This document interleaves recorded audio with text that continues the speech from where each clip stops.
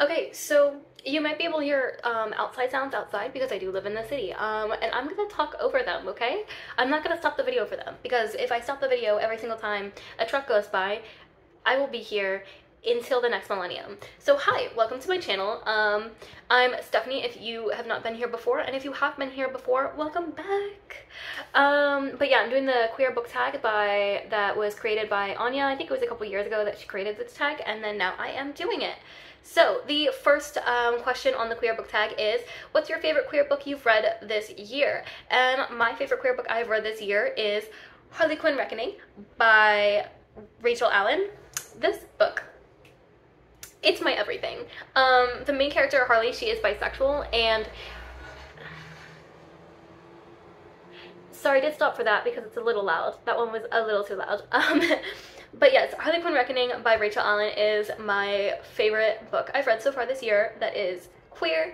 The main character, Harley, she is bisexual, and her main love interest is another woman, so it is sapphic.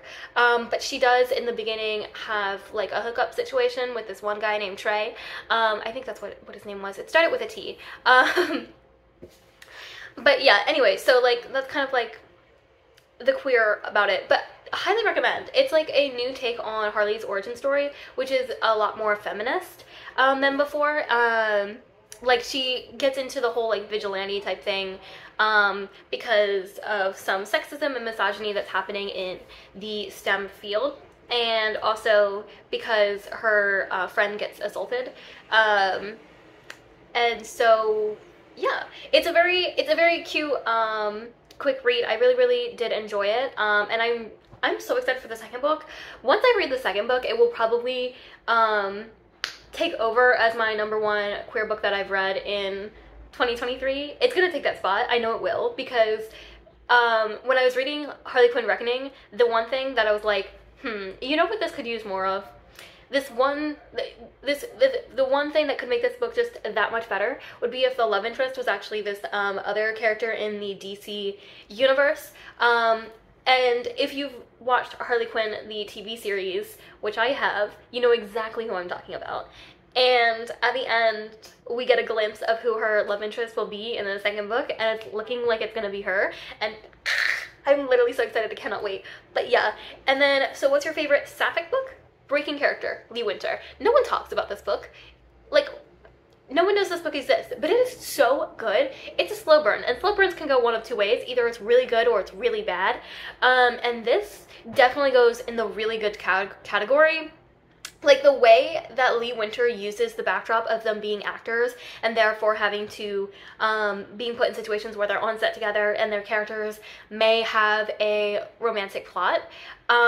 She uses that so well to keep the tension going throughout the entire book. So you're never like, just like, ugh, can we just get to the good part? No. You're like roped in from the beginning, and it's literally so good. It's just everything about it. Just, it's so well written. Read it. What's your favorite? I've never heard this word used before, but Anya uses it. Achillean book, and it's supposed to mean a book in which it's basically a gay book, like a man-loving man book. And I'm gonna be so honest with you. I've read exactly 2 with a man-loving man main plot happening there. One I will never recommend, and then the other one was it was pretty good. I think I rated it like 3.5 stars or something. It wasn't the most amazing book I've ever read. So when I say it's my favorite book, it's because of limited experience, limited reading. I'm working on upping that this year, but it's What If It's Us by Adam Silvera and Becky Albertalli. It's really cute. I had like some minor issues with the book, but overall it was like a really cute, fun little read. I think this guy goes to the city. I think he goes to New York City, and then he meets this guy at the post office, and then he kind of does like a Craigslist misconnection thing, but instead of like posting on Craigslist, he posts it on a bulletin board in like a cafe, I believe. And then a romantic plot ensues, and it's cute. It's cute. It was cute. And then, what's your favorite book with a bisexual main character? all day, every day will be Last Call of the Nightingale by Catherine Shellman. I've talked about this book a lot. I've talked about it in a wrap-up, and I also made a rave review about it because it was just so, so, so good. I don't like love triangles. I will be the first person to tell you, no, get rid of the love triangles. I hate them. They're annoying, obnoxious, da-da-da. There is a love triangle in this book, but because it's a bisexual main character, I think that this is the only time this trope is ever going to be acceptable to me. We've got like a female love interest and a male love interest, and then it's kind of a thing where she kind of has like a flirty thing going on with a female love interest, and then the like other guy's like actively pursuing her, and it's really, really cute. It's set in 1920s. It's technically, I feel like it's more so marketed as like a murder mystery, but you're not there for the murder or the mystery. You're there for the vibes. And you're there for the characters, and which sounds like a bad thing, but as long as you don't go into it with the expectation that it's going to be some gripping mystery, you'll be fine. Like, the characters are really, really good. I love them all so dearly. We've got the main character, Vivian. Yes, Vivian. We got the main character, Vivian. We got the male love interest, Leo. We got the female love interest, who is like and both love interests are Morley Gray. Did I mention that? Yeah, we've got the female love interest. Honor, yeah. We got the female love interest, Honor, both of them Morley Gray. One's Morley Gray for reasons I can't tell you. The other one is, Honor is the owner of a speakeasy, and so, you know, she's gotta do what she gotta do to protect her people, you know what I mean? And also she's like, it's 1920s. Alcohol is illegal. Bars are legal. So, and honestly, it was just such a good vibe. And then for Transgender, I'm gonna be so for real with you right now. I actually have not read a book with a transgender main character. There's one where he's like kind of a side main character, but I put that book in for another prompt. Otherwise, I would have put it here. So instead, I'm gonna give you a non-binary mainish character rect. Okay. A Song of Storms and Silence by Roseanne A. Brown. Not in the first, like, this is the second book, so you're gonna have to read the first book first to get here, but honestly, it's a really good duology anyway, so read it anyway. Like, you're not gonna be, like, trudging along trying to get to the point where there is a non-binary character. You're gonna love the first book, regardless of the lack of representation. And then in the second book, you're gonna read it, and there's gonna be a character named Ife, who's gonna casually go by they, them pronouns, and we're not gonna talk about it. It's not discussed. It's just, this character goes by they, them pronouns. We don't discuss it. They're just referenced that way. And I thought that was so, I love the fact that Roseanne just casually, like, threw that in there. Like, just casually threw it in. I was like, I love the casualness of it. But yeah, read it. If not for the non-binary character, just because if not for the non-binary character, it's also just really, really good. So read it anyway. Anyway, what's your favorite own voices queer book? I actually own this book. Like all these other books I'm talking about, I don't own at all, because I generally go for the library.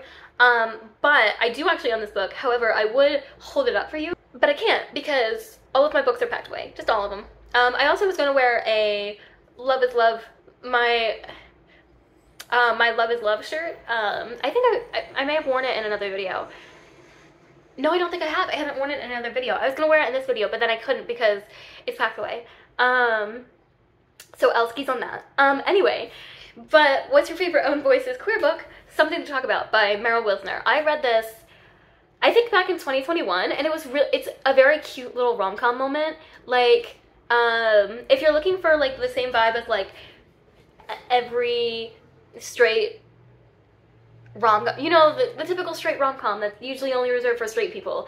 The typical rom-com that's only reserved for straight people normally. This is that rom-com vibe. So read it.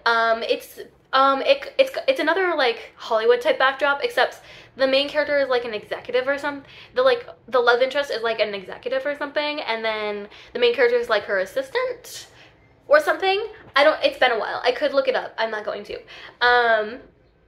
But yeah, and so like they kind of, the media kind of starts to suspect that they are dating because the main character, the assistant, makes the love interest laugh in front of cameras. And because the media is stupid, they're like, oh my god, they're dating! She made her laugh. What are you talking about?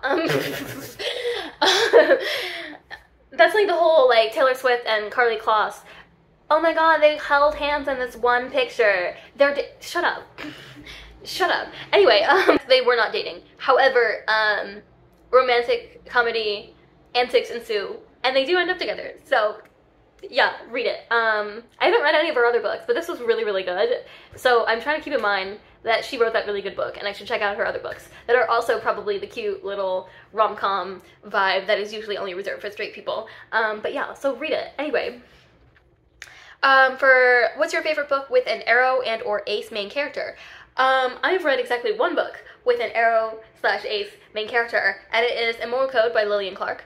And basically it's kind of like, I don't want to bring up the summary, but I think I'm gonna have to. I read this a very long time ago, and one of the main characters is Arrow Ace, and that's all I really remember about it. The only other thing I kind of remember about it is it's kind of like a thing, I think they're trying to steal money from someone.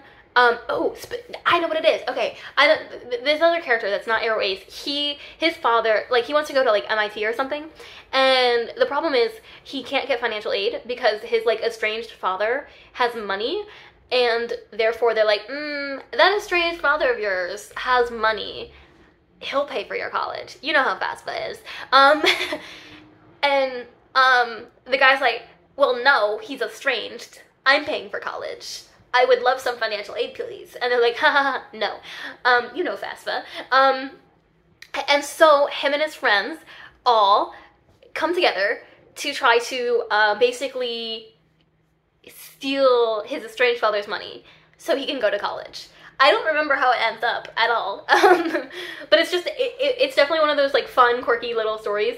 Just like a all fun vibes type of book, okay? So read it. I believe it was really good. I think I had a good time.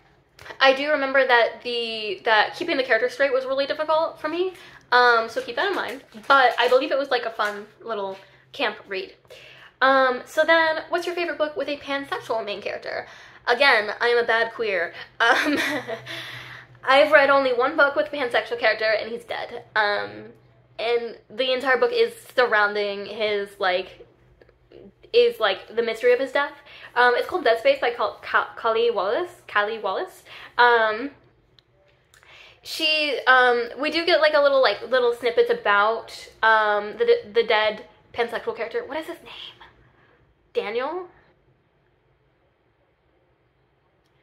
You could call him Daniel. I believe it's right. Again, it's a library book. But yeah, so Daniel, he's pansexual and he's dead. And we get some snippets about him and how he existed in life, and stuff like that. Yeah, that book's actually filled with queer representation, though. It's not like, oh, read this because there's one pansexual character in it. There's a lot of gay representation. There's no like, love plot or anything like that. Oh, there's a non-binary character in this. I think the only reason why I didn't put this as the non-binary one as well, as the, like, transgender one as well, is because, I was saving it for later. Let's wait. Okay, I think we're good. But anyway, so, like, with Dead Space, there's, like, a lot of queer representation in this book. There's no romance plot whatsoever, but there's a bunch of casual representation, and I love that. So I think you should read it, if not for the pansexual character, for all the many myriad of queer representation in this book. There's, like, a non-binary character. The main character is either bisexual or lesbian, I don't remember. There's casual gay representation, you know, whole 9 yards. But yeah, highly recommend. Well, I don't really highly recommend it. It's really not that good of a book. It was, like, okay. Anyway, so what's your favorite book with a queer person of color main character? And I chose One Last Stop by Casey McQuiston. The love interest is Chinese American. She is stuck on the subway, and she was actually alive in the 70s, and then but she gets stuck on the subway, like, trapped in time and space, so she doesn't age or anything, but time moves around her, and so it's now, like, I don't know if it's the 2010s or if it's, I believe it took place earlier. It was like 2011 or something where this was taking place. So yeah, and it was really cute. It was literally, honestly, in love. I was in love with Jane. Read it. It's so good. There's a reason there's hype around it, because it is really good. So read it. Thank you. And then, what queer books are you looking forward to for the rest of this year? Page Boy by Elliot Page. That came out, I actually pre-ordered that. I don't pre-order anything. I pre-ordered that. So that is currently sitting at my new address right now, waiting for me to open it and read it. And I'm really so excited about it. I'm literally so excited about it. And Elliot Page signed it, and I'm like, that's the only way I'm ever getting a celebrity signature, so yay! Yeah, so I'm really excited for that. Harley Quinn Ravenous by Rachel Allen, of course.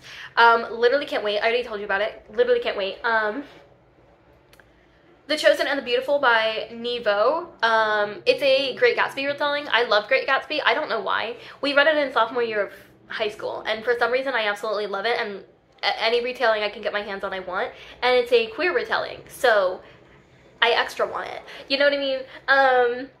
Sorry Bro by Talene Vascuni. That book is, it follows a main character who's Armenian American, and basically she was dating this like white tech bro, and then he proposed to her. In my head, I can't remember if this is exactly what the summary said, but it's what I'm picturing. So basically, they're surrounded by a bunch of drunk tech bros, and he proposes to her, I think possibly while drunk, with a ring, which is not her idea of romance, so she's like, ew, and rightfully so, she's like, ew, so she does not marry him, and she turns to her mother and she's like, fine, I will let you set me up with an Armenian, because white tech bro was gross. Anyway, so then she ends up going to this, like, month-long convention of sorts, where basically she's trying to find her, like, match or whatever, and she actually ends up meeting this girl,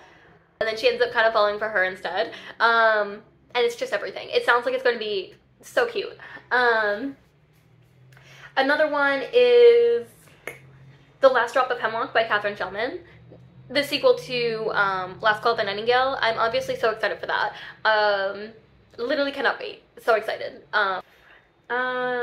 Meet Cute Club by Jack Harbin is a gay romance involving a book club, and that sounds adorable. It might be something that's up my alley. But yeah, so I'm gonna hopefully read that. Those are some of the ones I'm excited about. What books are you guys excited? What queer books are you guys excited to read this year? Let me know in the comments below. But that is it for this video. See you guys next week.